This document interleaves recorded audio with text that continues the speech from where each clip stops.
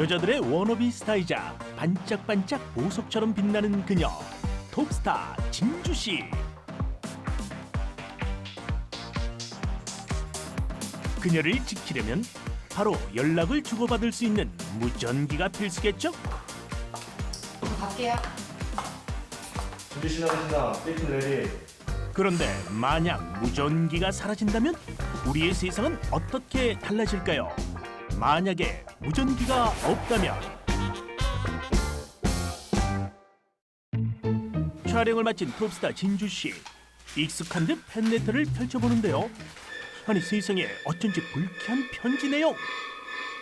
게다가 이런 편지가 한두 통이 아니었던 모양인데요. 벌써 14번째예요. 정말 찾아오면 어떡하죠? 죄송합니다. 경호를 더 강화하겠습니다. 경호를 위해 꺼내든 건 휴대전화? 진주씨 나가신다. 빌딩 준비해. 어허, 무전기 대신 휴대전화로 다른 팀과 연락을 하는 모양인데요. 긴장감 속에 대기실을 나서려는 진주씨. 왠지 걱정이네요. 한편 오매불망 톱스타 진주씨의 퇴근길을 기다리는 팬들. 이때 드디어 진주씨가 등장합니다.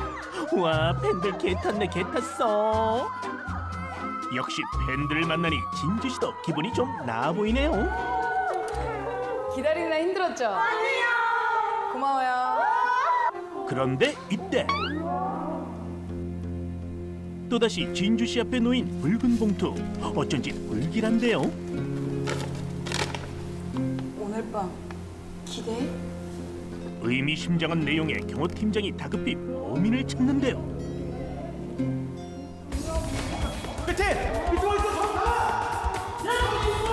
하지만 급한 상황에서 B팀과 무전기 없이 바로 연락하기는 무리.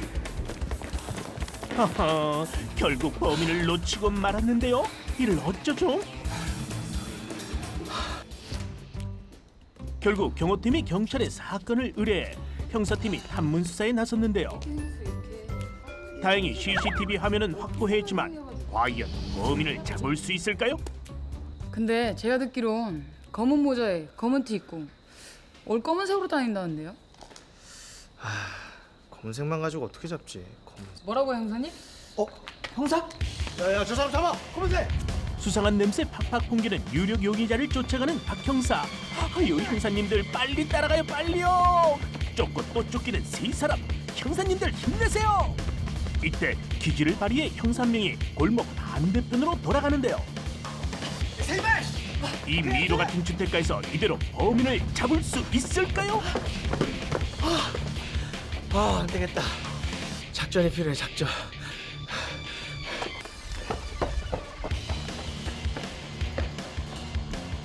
어허, 일단 용의자를 막다른 곳으로 몰아세우는데 성공했는데 이제 잡는 건 시간 문제겠죠?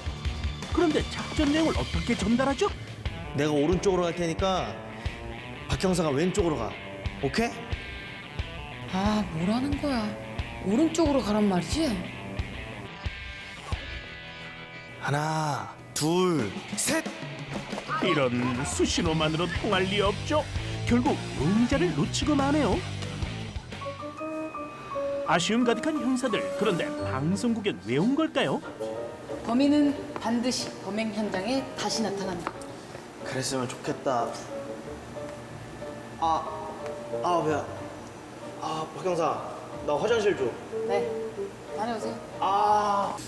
다급해 보이는 뒷모습. 그런데 이때 누군가 부딪히는데요. 이게 누구야? 이 얼굴 왠지 낯설지가 않은데요. 혹시 박 형사, 이놈이야, 잡아. 역시 아까 쫓던 용의자가 맞는 모양인데요. 마침내 용의자를 잡았습니다.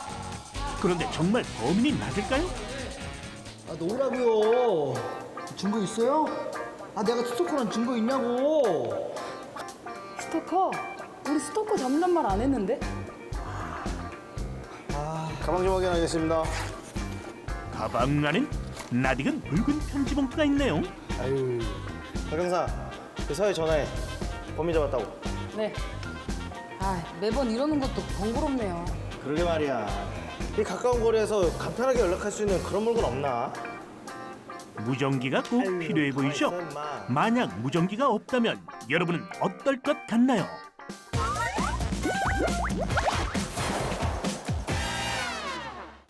박혜영 경위님, 이번 아이템이 뭔지 궁금하시다고요?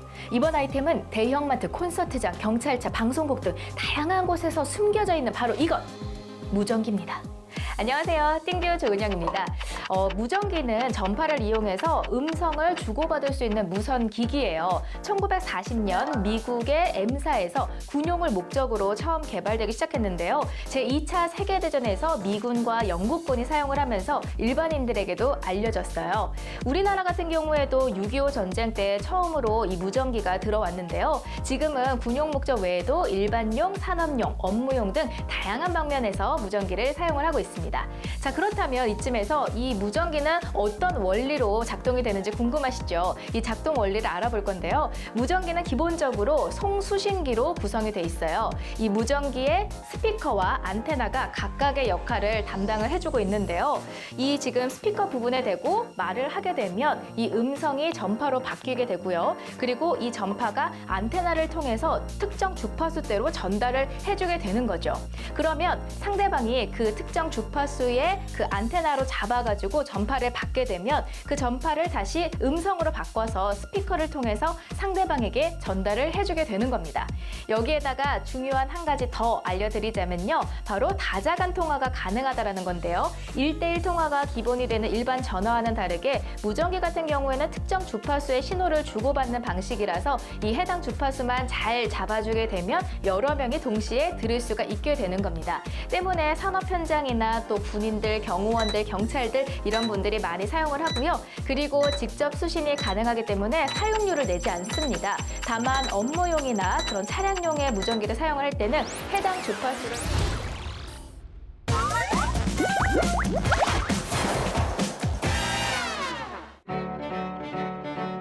영화 이삭 죽는 여인들이 떠오르는 작품입니다. 자세히 들여다보면 그린 것이 아니라 나를 조각해 만든 것이죠. 나는 누군가의 소중한 시간을 담고 기록하는 물건이 되기도 하고 온갖 색을 받아들여 꽃이 되기도, 새가 되기도 하는데요. 내가 누구냐고요? 인류의 위대한 유산, 나는 종이입니다.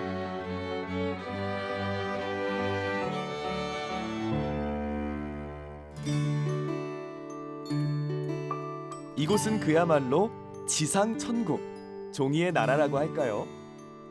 한눈에 봐도 어마어마한 양의 종이가 용도별, 크기별, 색상별로 질서정연하게 들어차 있는데요.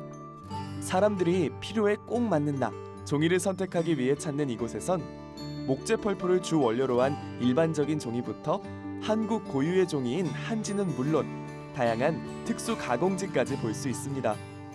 각 종이에 기능성을 부여하여 만든 상품으로 물에 잘 녹는 종이, 물에 젖지 않는 종이, 불에 강한 종이, 물로 그림을 그릴 수 있는 종이, 정전기를 활용하여 점착이 가능한 용지, 파우더가 도포된 종이, 향기가 나는 종이 등이 있습니다. 알면 알수록 신기한 내 친구 녀석들을 만나볼까요? 일반적으로 나 종이는 물과 상극으로 알려져 있습니다. 이렇게 물에 내 몸을 담그자 금세 흐물흐물 힘이 빠져버리기 때문이죠. 하지만 이 녀석은 좀 다릅니다. 물속에 푹 몸을 담가도 젖지 않고 그 모양 그대로 유지하고 있는데요.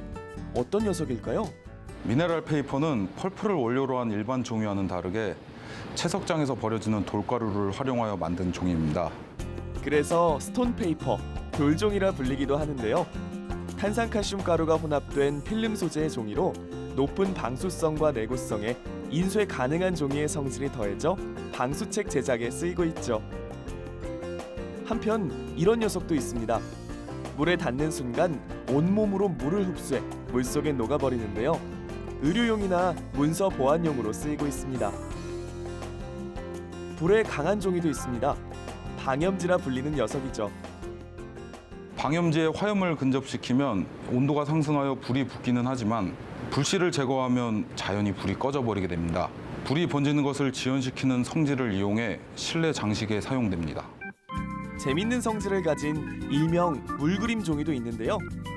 물에 적신 붓으로 쓰고 그린 뒤에도 수분을 증발시키면 거짓말처럼 깨끗해집니다.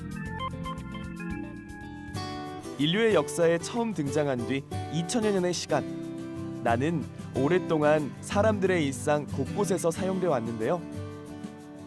나를 대신해주는 정보통신기기가 발달한 디지털 시대에도 나 종이는 여전히 사람들에게 없어서는 안 될 존재죠.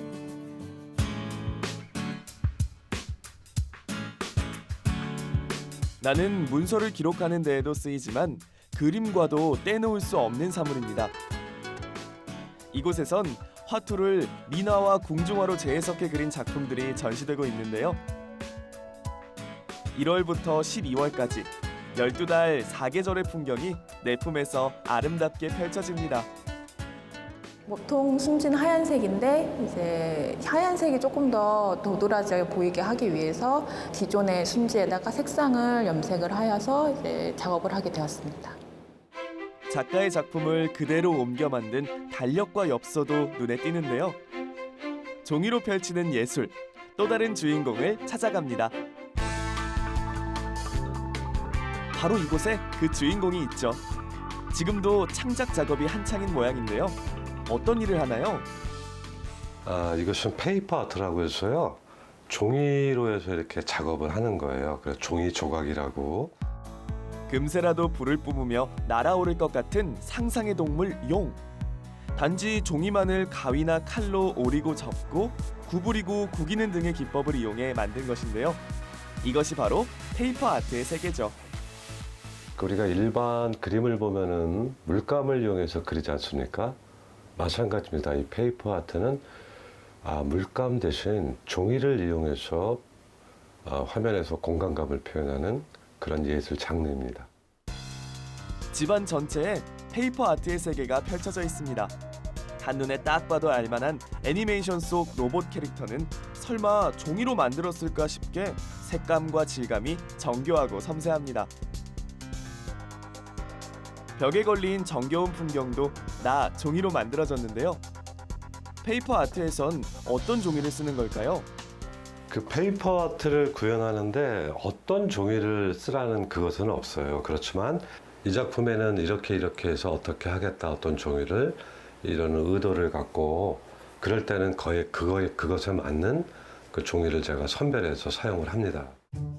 버려지기 마련인 두툼한 종이 상자도 그의 손에선 빛나는 작품으로 빚어집니다. 그에게 쓸모없는 종이란 없는 법이죠. 특별할 게 없어 보이는 종이가 그의 손에서 어떻게 달라지는지 한번 볼까요? 몇 가지 다른 색의 종이를 마치 조각하듯 칼로 오리고 자르고는 각 부위별로 조립하듯 끼워 맞추고 붙이면 작업을 시작한 지 20여 분 만에 뚝딱! 영화 속 주인공 헐크가 완성되는데요. 종이로 펼치는 그만의 작품 세계, 앞으로도 기대해 봅니다. 일상에서 흔히 보는 사물이지만 사람들이 잘 몰랐던 나, 종이의 세계. 지금도 나는 어디에선가 변신을 꿈꾸고 있습니다.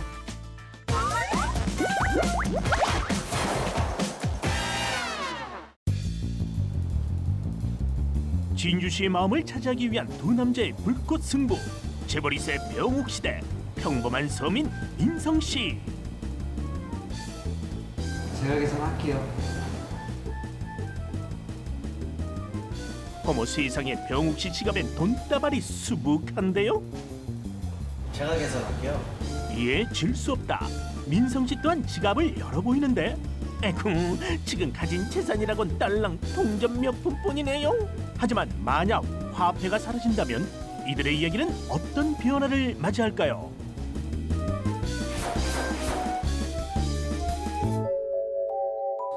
오늘은 회사 동료인 진주씨의 생일.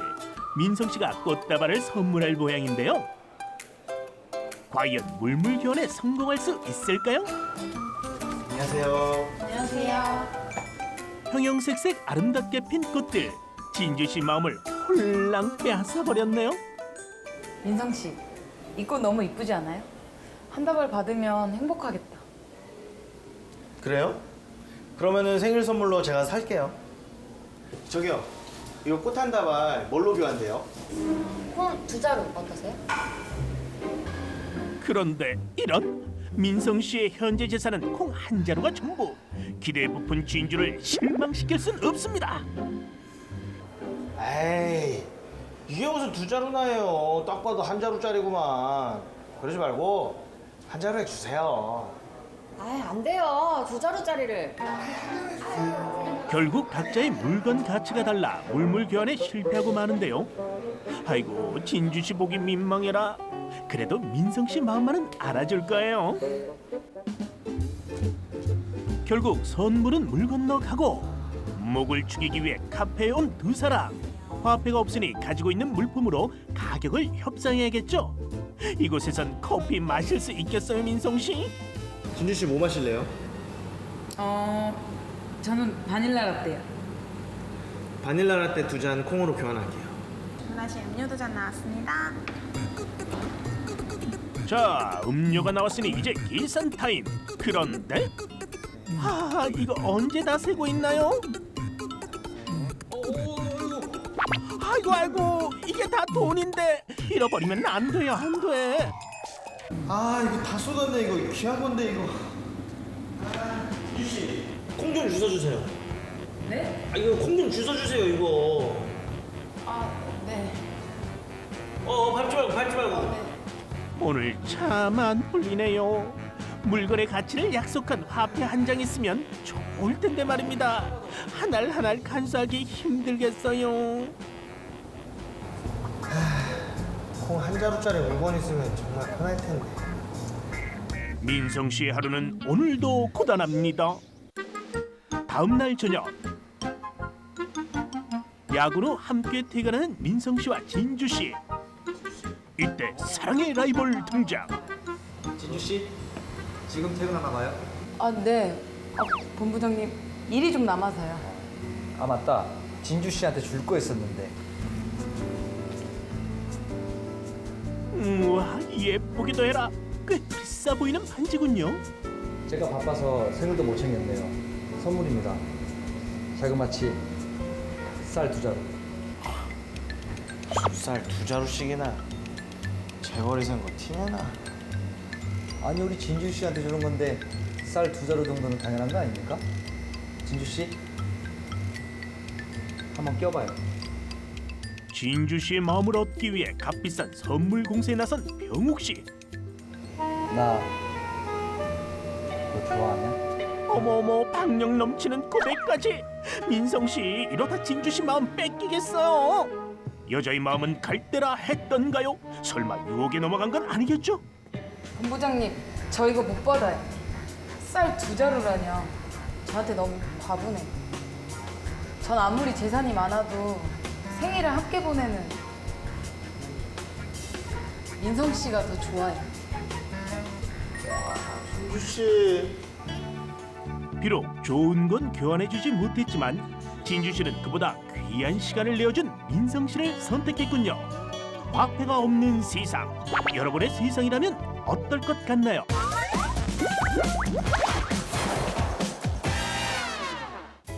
안녕하세요. 띵뷰 조은영입니다. 우리가 물건을 구매할 때 사용하는 돈, 바로 화폐죠. 지금부터 이 화폐의 기능과 변천 과정에 대해서 살펴보도록 할게요.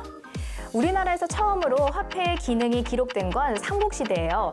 과거에는 자신이 갖고 있는 물건과 자기가 갖고 싶어하는 물건을 맞바꾸어서 구하는 물물 교환이 이루어졌는데요. 이때는 물품 화폐로 이런 조개 껍데기와 또 쌀과 같은 곡식류들이 주로 사용이 됐습니다. 이후 상업이 크게 발달하면서 금속 화폐가 등장하기 시작을 하는데요. 물물 교환 방식에서 주화로, 즉 동전의 형태로 바뀌게 되는 거죠. 엽전이라고 들어보셨나요?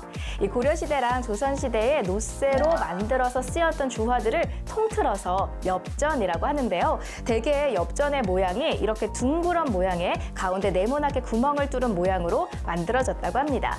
고려시대부터 시작해서 조선시대까지 건원중보, 사만통보, 해동통보, 그리고 근대화폐로 잘 알려진 상평통보, 이렇게 다양한 형태의 엽전이 주조가 되고 통용이 됐습니다. 우리나라의 현재 지폐는요, 호주 태환권, 조선은행권, 또 한국은행권 이렇게 다양한 변화를 거치면서 오늘날에 이르렀는데요. 지금 제가 들고 있는 이 지폐가 구지폐의 1000원권이에요. 요즘에 우리가 사용하고 있는 그런 쿨톤 계열의 푸른색의 신권 1000원과는 다르게 크기도 더 크고요. 또 웜톤의 붉은색 계열이니까 색깔 차이도 확연하게 나겠죠. 근데 이렇게 구권이 잘 사용이 됐음에도 불구하고 왜 신권을 만들어서 다시 통용을 시켰을까요? 그 이유는 바로 지폐에 사용된 소지의 휴대성, 또 지폐 단위의 각각의 확실한 구별성, 그리고 위조 지폐를 방지하기 위해서라고 하네요. 지금까지 우리나라의 유구한 역사와 함께했던 한국 화폐에 대해서 살펴봤고요. 저는 띵비의 조은영이었습니다.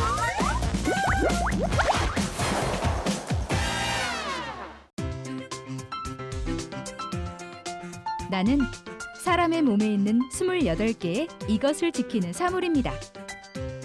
사람들은 이것을 중요하게 생각해 오복 중 하나로 꼽기도 하고 이것을 지키기 위해 333 법칙을 실천하기도 하죠. 혹시 눈치채셨나요? 이것의 정체는 바로 이와 잇몸 건강을 위해 꼭 필요한 사물이자 인류의 오래된 발명품 중 하나. 나는 칫솔입니다.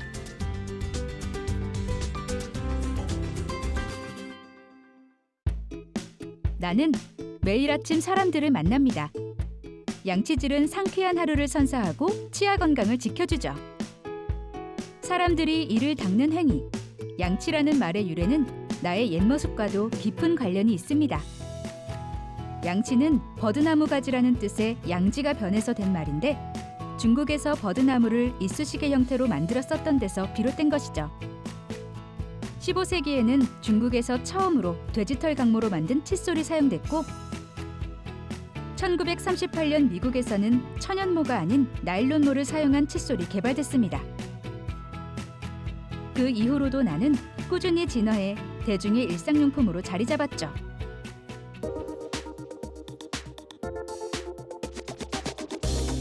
이곳은 나 칫솔이 만들어지는 현장입니다. 지금은 완성돼 있는 몸체, 칫솔 자루에 모를 심는 과정이 진행되고 있는데요. 칫솔모의 소재로는 주로 나일론이 사용되지만 촉감이 부드럽고 탄력성이 좋은 PBT 섬유가 사용되기도 하죠. 식모 단계가 끝나면 다음은 칫솔모 커팅으로 이어집니다. 칫솔모의 높이를 균일하게 맞춰 일자형으로 커팅하거나 W자 모양으로 커팅한 다음 칫솔모의 끝을 둥글게 둥글리는 라운딩 과정까지 거치면 드디어 나 칫솔이 완성되는 것이죠. 여기 보이는 녀석들 모두 비슷한 생김새를 가졌지만 구석구석 살펴보면 서로 다른 차이가 있는데요. 특히 이 칫솔모에 따라 숨겨진 장기가 있답니다. 칫솔모 종류에는 저희가 일반모, 이중미세모, 초극세모 보통 이렇게 크게 세 가지로 나뉘고 있고요. 일반모 같은 경우는 치태 제거하는데 조금 강하게 치태를 제거할 수 있는 장점이 있고요. 초극세모 같은 경우에는 일반모가 침투하지 못하는 치아와 치아 사이를 침투해서 안쪽에 있는 이물질과 치태를 제거할 수 있게 도와주고요. 이제 이 두 가지의 장점만을 결합한 게 라운드 미세모입니다. 일반모와 비교해보면 차이점이 더 분명하게 드러나죠. 칫솔모와 함께 치아를 꼼꼼하게 닦아내기 위해선 칫솔의 머리, 헤드 부분도 중요한데요. 칫솔 헤드의 크기와 모양에 따라 그 쓰임이 다릅니다.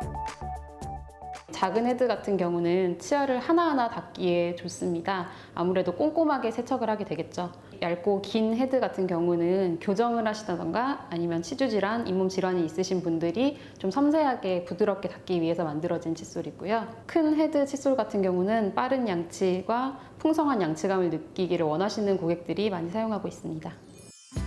앞으로 나 칫솔을 선택할 땐 칫솔모와 칫솔 헤드의 숨겨진 비밀을 꼭 떠올려 주세요. 딱 봐도 나와 깊은 관계가 있는 곳이겠죠? 3살 버릇 80까지 간다는 옛말이 있듯 어릴 때 양치 습관이 평생의 치아 건강을 좌우하는 법. 그래서 7살 어린이들이 이곳에 모였습니다. 하나, 둘, 셋 하면 우리 친구들이 치카 치카 이렇게 하는 거예요. 한번 해볼까요? 치카 치카 치카치카 양치질하기를 배우려고 왔어요. 인류는 아주 오래전부터 양치질을 해왔고 지금도 어릴 때부터 자연스럽게 양치 습관이 몸에 배도록 가르치죠. 하지만 어린 아이들에게 나 칫솔이 언제나 반가운 존재는 아닙니다.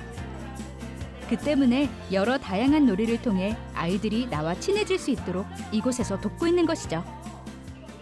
양치학교는 차별화된 신개념 교육 프로그램으로 6개의 다양한 체험존을 통해서 양치의 중요성과 올바른 양치 방법을 재미있게 놀이처럼 배워볼 수 있는 장소입니다.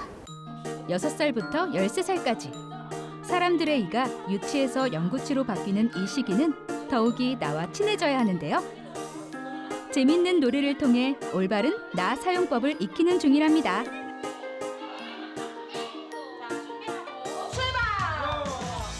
이번에는 어디로 가나 했더니 직접 나 칫솔과 만나는 실전 현장.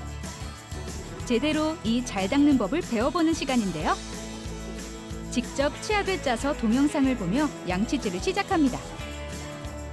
오른쪽, 왼쪽, 위, 아래로 구석구석 쓱싹쓱싹. 모두 열심히 이를 닦습니다. 잠시 뒤 입안을 깨끗이 헹구면 양치질 끝! 이렇게 나의 임무도 끝나는데요. 어린이 친구들과 나, 칫솔에 충치세균 몰아내기 협동작전. 이번에도 성공입니다. 치카치카 잘할 거예요. 꼬박꼬박 열심히 할 거예요.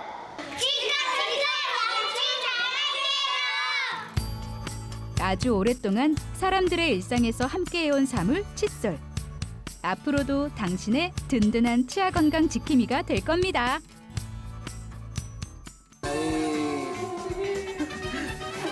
진짜 웃음이야.